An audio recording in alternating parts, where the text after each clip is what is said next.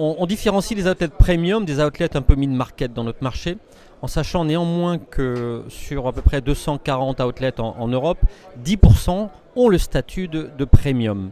Premium, c'est pas juste avoir des marques, c'est une conception différente, un management différent, un investissement continu dans les enseignes et d'une durée de plus de 10 ans. Donc c'est un secteur qui se développe, mais peu d'endroits et peu d'investisseurs et peu de développeurs sont capables de faire.